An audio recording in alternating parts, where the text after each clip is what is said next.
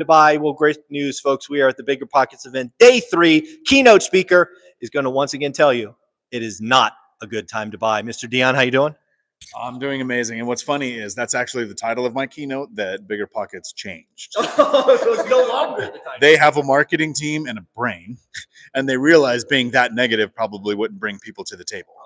So they gave a new title, which I don't actually remember, but in it, I get to give my title. And so what I'm curious is, you guys have been investing a long time. What are some of the reasons why you have heard throughout the years why it is never a good time to buy real estate? My favorite was COVID. That was my favorite reason, because that made the most people move in droves, where it was, 80, 90% of buyers ran.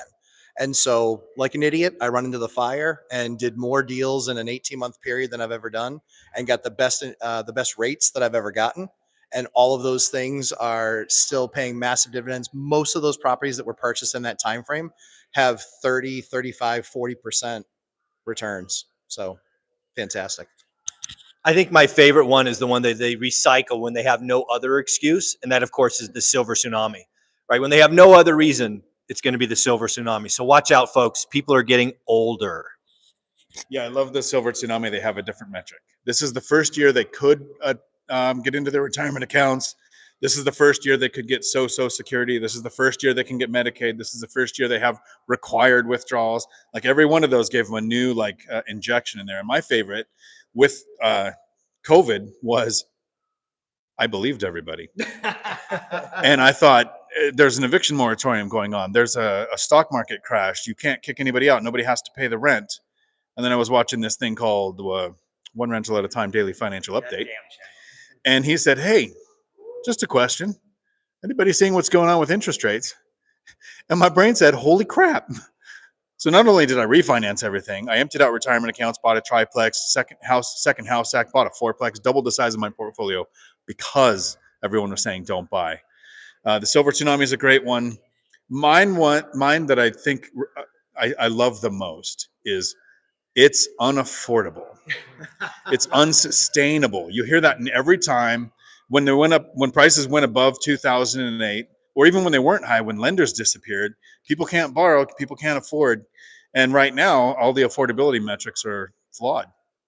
They show data on where they think people live, and remote work has made it a game changer to where the people making Seattle money are out renting my Tacoma properties, jacking up the rents. It's affordable. It's just not affordable for the people saying it. Yeah, the other thing I want to talk about is Reventure Consulting. I think Reventure Consulting has made people stupid, right? One of his favorite charts is taking 2 metrics of a 3-metric thing. What am I talking about? Housing is price, interest rates, and income. But what Reventure Consulting has done, and is getting kudos for, and quoted in Newsweek and on CNBC and all of these great places, saying, hey, look at home prices and income. They have never been this out of whack before.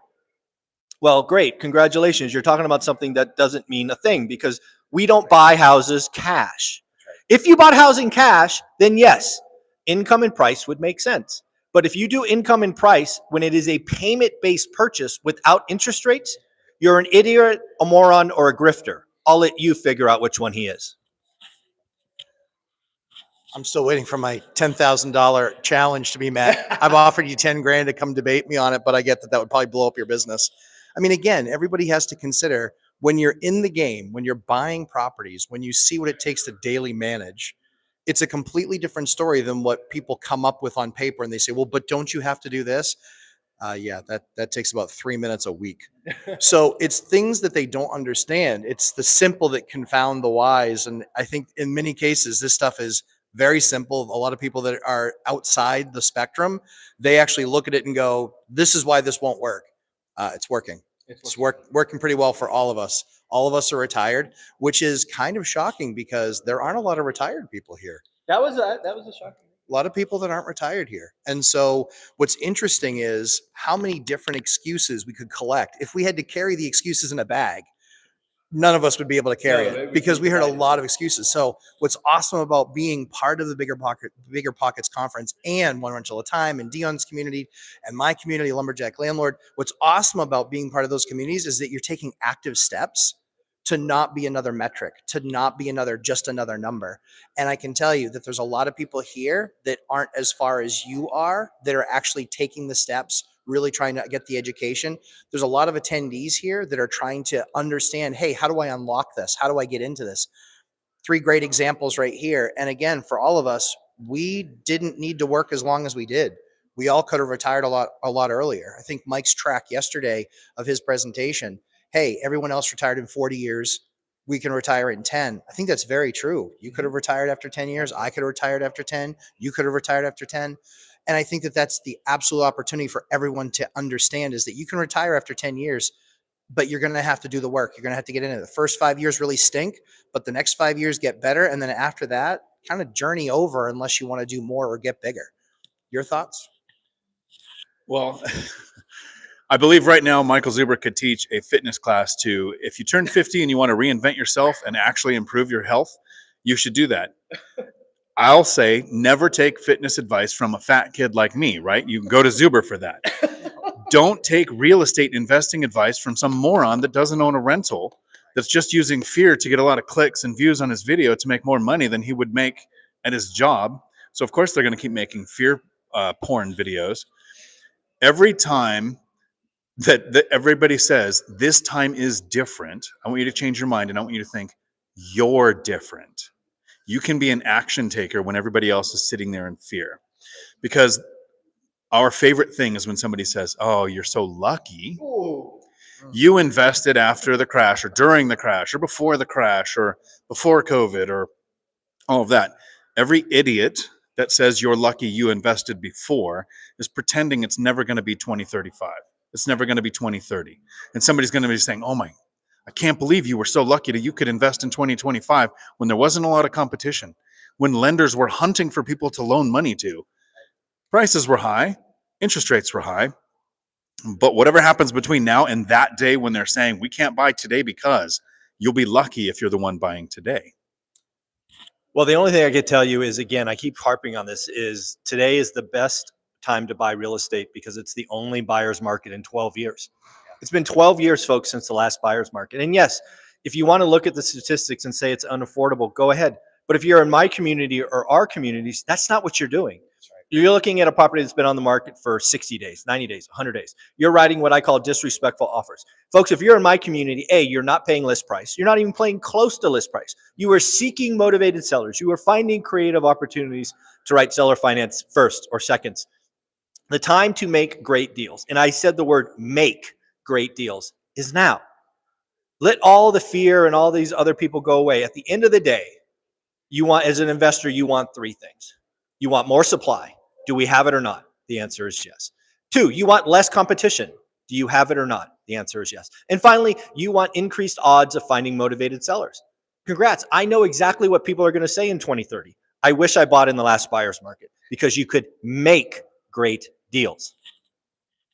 One of the interesting things is, and I believe that it's always about what you're seeing, not what you're hearing.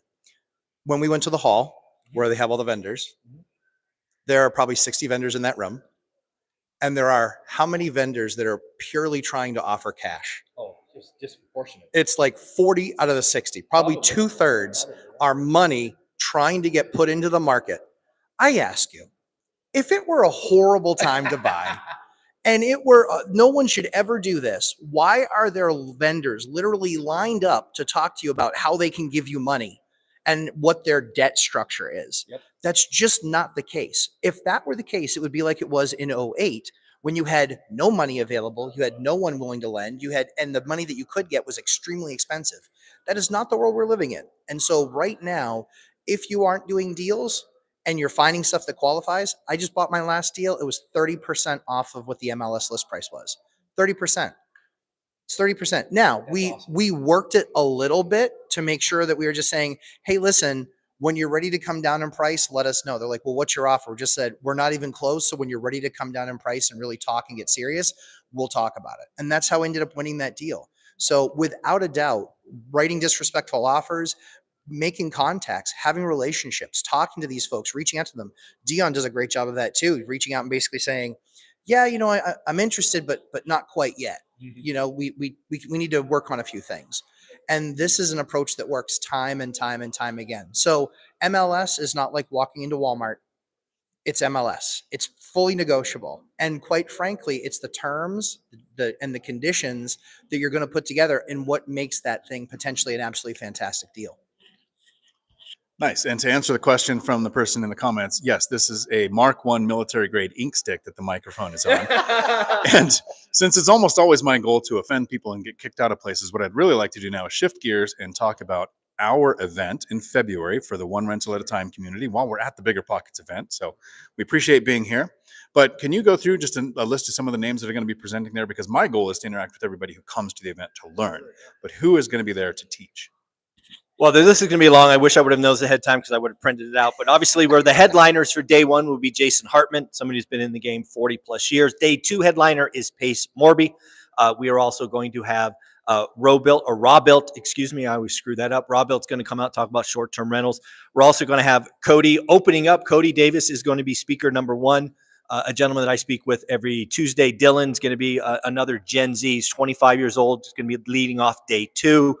We're going to have Sean and Sharon who talk about money. They have over 1 million subs on Instagram and whatnot. So again, they're coming out. They're Bay Area investors. Just took 2 years off in their 30s to travel the world because of real estate. So it's going to be a great story. We got people from our community like Jared and Brandon and so many other people. It's really going to be a celebration. And the one thing I will say, this is now my third event that I've been to in the last 4 weeks speaking on stage.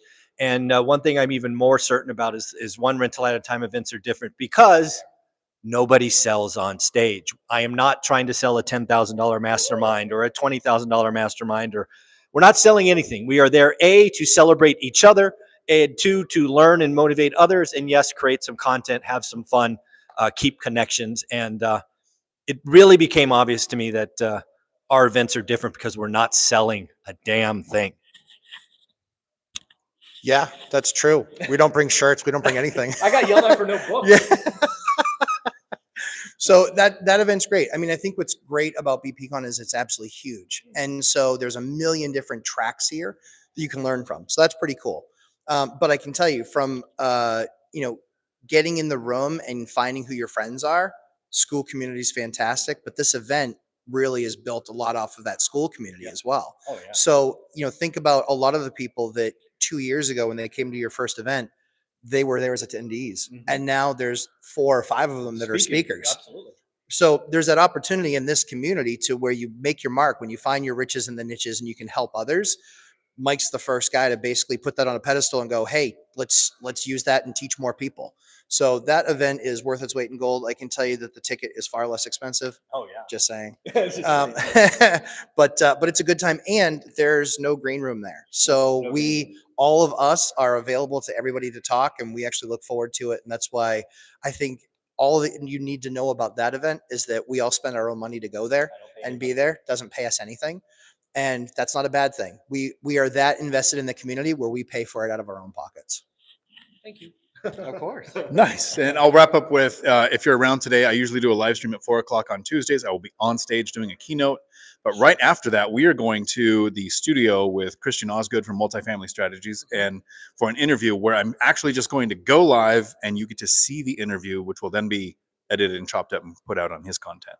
So I hope to see, I know you're going to be there. I don't know if you're going to be there this afternoon. So 50-50. All right. I hope everybody has a day full of amazing. It's your channel. I will let you wrap up.